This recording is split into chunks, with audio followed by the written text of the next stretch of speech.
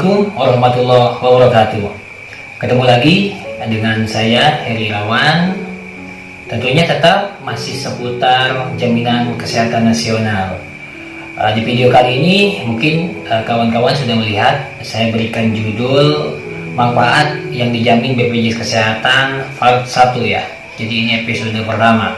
Karena manfaat jaminan kesehatan itu banyak, saya akan coba bahas satu persatu apa saja manfaat yang dijamin oleh BPJS Kesehatan.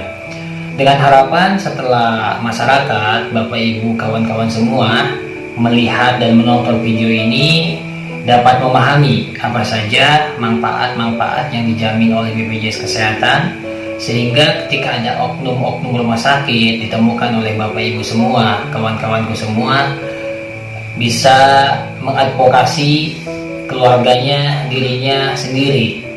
Setelah kita memahami aturannya, setelah kita tahu apa saja manfaatnya, bila mana menemukan oknum-oknum yang menyatakan ini tidak di-cover, itu tidak dijamin, dan lain sebagainya, kita akan tahu apa yang perlu kita lakukan. Oleh karena itu, simak selengkapnya penjelasannya di video berikut ini. Namun sebelum langsung ke bahasan materi, kembali lagi saya ingatkan, bagi yang belum lakukan subscribe, silahkan klik tombol subscribe, itu gratis ya, tidak bayar, dan Anda nyalakan lonceng notifikasinya agar Anda tidak ketinggalan informasi penting lainnya seputar JKN BPJS Kesehatan.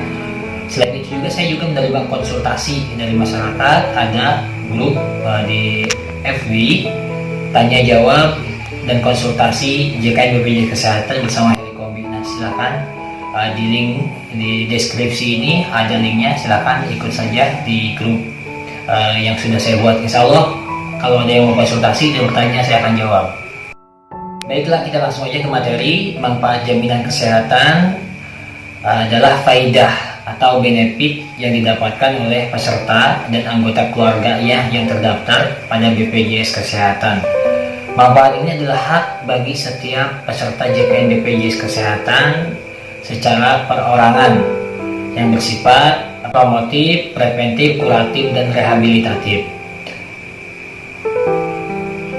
Pelayanan yang dijamin oleh BPJS Kesehatan meliputi pelayanan di fasilitas kesehatan tingkat pertama, pelayanan kesehatan di fasilitas kesehatan rujukan tingkat lanjutan di rumah sakit, dan pelayanan kesehatan gawat darurat, juga ambulan darat dan ambulan air. Kemarin yang masalah ambulan sudah saya jelaskan, silahkan kawan-kawan dibuka lagi aja penjelasannya terkait manfaat ambulan ya di video saya. Untuk dapat mendapatkan pelayanan kesehatan yang dapat dijamin oleh BPJS Kesehatan, tentunya ada proses dan prosedur yang harus diikutin oleh setiap peserta JKN BPJS Kesehatan. Jadi nggak asal-asalan saknarep dewek ya, semuanya ada mekanismenya, ada prosedurnya. Nah, di video kali ini saya akan membahas dulu tentang prosedur yang baik dan benar ketika masyarakat atau peserta JKN BPJS Kesehatan ingin mengakses pelayanan kesehatan, baik itu di FKTP, klinik, puskesmas ya, maupun di FKTL di rumah sakit. Nah, di sini sudah dilihat oleh Bapak Ibu semua tampilannya prosedur pelayanan kesehatan. Di sini terlihat ada gambar peserta ya, peserta JKN BPJS Kesehatan. Di sini tuh ada yang garis merah. Garis merah ini ada tanda panah ke rumah sakit sekunder, dan ada juga yang ke rumah sakit tersier. Nah, ini untuk tanda merah ini adalah menggambarkan bila mana pasien atau masyarakat atau peserta BPJS Kesehatan sedang sakit namun dalam keadaan gawat darurat atau emergency ya. Bisa dilihat sama Bapak Ibu semua, yang artinya dari peserta itu dari rumah ya, peserta itu dari rumah bisa langsung datang ke IGD rumah sakit, tentunya rumah sakit terdekat, baik rumah sakit yang sifatnya tersier maupun rumah sakit yang sekunder ya. Jadi bagi peserta BPJS Kesehatan yang kondisinya gawat darurat, emergensi, tidak perlu datang ke FKTP, bisa langsung datang ke rumah sakit ya. Nanti kalau sudah masuk ke rumah sakit, kalau memang pasien itu sudah selesai mendapatkan penanganan, baru nanti pasien itu pulang. Namun untuk mendapatkan pelayanan kesehatan ke poliklinik, misalkan membutuhkan pemeriksaan di dokter THT atau di dokter jantung, mungkin ada yang mempunyai penyakit TBC ya, harus ke dokter paru dan keadaannya tidak emergensi, itu tidak bisa langsung datang ke rumah sakit, harus mengikuti prosedur rujukan berjenjang. Nah, di sini ada tanda panah warna hitam peserta JKN KIS ya, berobat, berangkat ke FKTP dulu. Jadi nanti di FKTP disebutkan keluhannya apa, penyakitnya yang dirasanya. Nanti setelah melakukan pendaftaran, diperiksa oleh dokter di klinik atau puskesmas. Kalau memang pasien itu kondisinya bisa ditangani di puskesmas atau klinik, maka dokter akan memberikan obat dan pasien disuruh pulang, ataupun nanti kalau tidak sembuh suruh kontrol kembali. Tapi kalau ternyata harus diperiksa, misalkan ada kondisi-kondisi yang memang harus mendapatkan rujukan ke rumah sakit, nanti akan diberikan surat rujukan ke rumah sakit sekunder dulu. Nanti setelah ada rujukan, itu rujukan berlaku selama 3 bulan, dibawa ke rumah sakit yang dituju, nanti akan mendapatkan penanganan di sana. Ya, kalau misalkan harus ke dokter paru, berarti berobatnya ke dokter paru.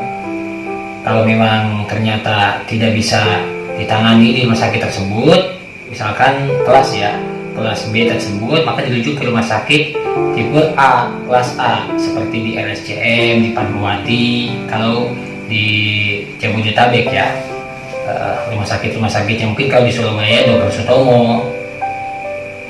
Jadi itu mekanismenya. Jadi kalau misalkan ingin di-cover oleh BPJS Kesehatan, pasien atau peserta JKN BPJS Kesehatan harus mengikuti prosedur yang sudah diatur oleh BPJS Kesehatan. Jangan sampai nanti main datang aja ke poli, ujung-ujungnya minta di-cover oleh BPJS Kesehatan, itu tidak bisa. Dan pastikan juga setiap kali datang ke rumah sakit itu kartu BPJS-nya dibawa ya, untuk nomornya ya, dan pastikan kartunya aktif. Jangan sampai nanti kartunya tidak aktif menunggak iuran, itu tidak bisa dijamin oleh BPJS Kesehatan. Nah, setelah tadi kita sudah memahami tentang prosedur rujukan berjenjang, bagaimana cara yang benar mengakses pelayanan kesehatan. Tadi saya sebutkan tentang manfaat yang dijamin, itu salah satunya adalah manfaat pelayanan kesehatan di fasilitas kesehatan tingkat pertama. Apa sih yang dimaksud pelayanan kesehatan di fasilitas tingkat pertama ini? Ya, pelayanan kesehatan di fasilitas kesehatan pertama ini adalah pelayanan kesehatan yang bersifat non-spesialistik atau pelayanan primer yang diberikan oleh FKTP, fasilitas kesehatan tingkat pertama, seperti puskesmas atau setara, praktek dokter pribadi, praktek dokter gigi, klinik pratama atau yang setara, dan rumah sakit kelas D pertama atau yang setara. Jejaring fasilitas kesehatan juga seperti bidan, apotek jejaring, dan laboratorium jejaring atau fasilitas kesehatan penunjang yang bekerja sama langsung dengan BPJS Kesehatan, yang terdiri dari apotek, PRB. PRB ini program rujuk balik atau laboratorium. Nah, itu adalah pelayanan kesehatan di tingkat pertama.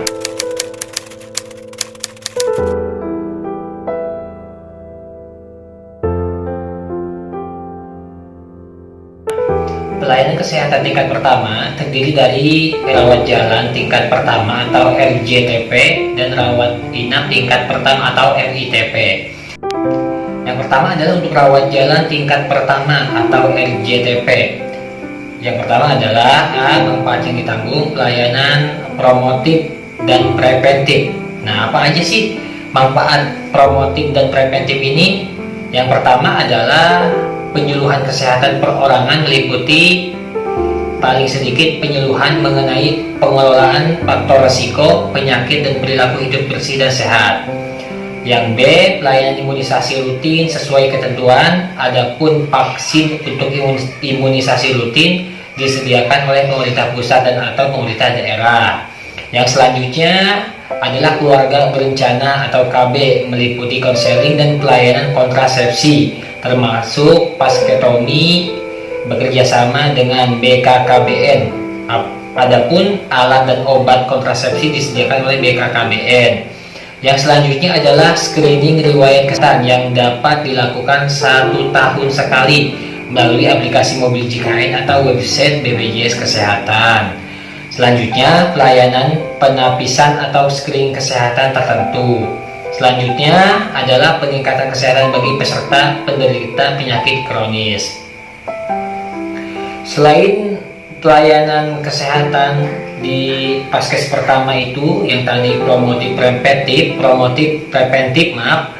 ada juga pelayanan kesehatan kuratif. Kuratif ini adalah mengobati ya. Nah, mungkin itu aja dulu di video kali ini. Saya membahas baru sampai pelayanan promotif dan preventif yang ditanggung oleh BPJS Kesehatan di FKTP. Untuk manfaat kuratif di FKTP di episode selanjutnya saya akan coba jelaskan. Oleh karena itu, buat sahabatku, kawan-kawanku, Bapak Ibu semua, pantau terus channel YouTube Helikombi dan jangan lupa subscribe agar channel ini bisa terus berkembang dan memberikan manfaat buat kita semua.